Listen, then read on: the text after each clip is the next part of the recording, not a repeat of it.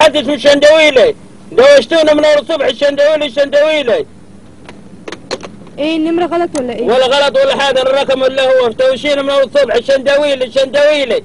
يمكن حد من ولادك اسمه شندويلي. ما عنديش حد اسمه الشندويلي غير احمد ومحمد، حنتوه عن ولادي. يمكن بتدلعهم تقول لهم الشندويلي. ما عندناش دلع.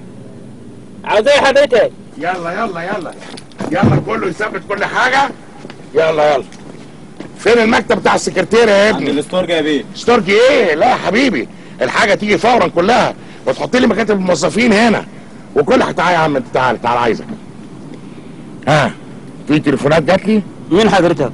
نعم؟ مين حضرتك؟ انا الشندويلي. هو انت الشندويلي؟ دلوقتي انت عارف انا هفضل معاك هنا طوالي، قاعد معاك بتاع 5-6 اشهر، لان شقتي بوضبها وفيها حبة سيراميك على حبة دهانات وبتاع، والنفس الواحد بيتخنق يعني، فعشان كده حولت كل مكالماتي عليك على النمرة دي. كل الناس بتاعتي بيتعاملوا معايا هيتصلوا على النمرة دي. تقعد 5-6 اشهر هنا؟ ايوه. قدام الكشك بتاعي؟ ايوه. ما ينفعش. يعني مش عايز نقعد قدامك؟ لا. طب خلاص انت روح اي حته تانية. ما تروح حضرتك اي حته تاني. انا رحت قبل كده في حته تانية بس مش معقوله بقى. طب ورحت حضرتك عشان طردوك من هناك تديني هنا؟ طيب انت متضايق انك تشوفني؟ طبعا.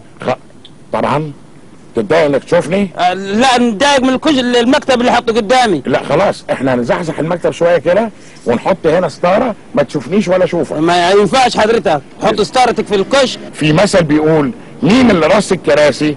قال له زي ما انت راسي. ايه يعني؟ يعني ايه؟ ده مثل يعني معروف. ايه؟ مين اللي رص الكراسي؟ قال له زي ما انت راسي. ما تنفرزنيش. نعم؟ ما تنفرزنيش. ما ايه؟ ما تنفرزنيش. ما اعمل ايه؟ ما تنفرزنيش. انا نفرزتك؟ وتنفرز بلدي بحالها. انا؟ ايوه انت نفرزتني. في ايه يا حاج؟ الراجل ده نفرزني. على رأي المثل مين اللي رص الكراسي؟ قال له زي ما انت راسي. شفت؟ اهو. مين رص الكراسي؟ قال له ايه؟ زي ما انت راسي. اتفضل. يعني ايه؟ انا نفرزتك؟ نفرزتني ايوه. عملت ايه يعني؟ حطيت المكتب بتاعك قدام الكشك بتاعي وقفلت على زبايني. الله. انت نفرزتني. انا نفرزتك؟ ايوه نفرزتني. نفرزتك ازاي؟ انا ما نفرزتكش. ايوه لا نفرزتني. انا ما نفرزتكش. لا نفرزتني. عندك عسلية. قفلت على الكشك بتاعي. ما نفرزتكش انا. لا نفرزتني. ما نفرزتكش. يا عم ما تنفرزنيش.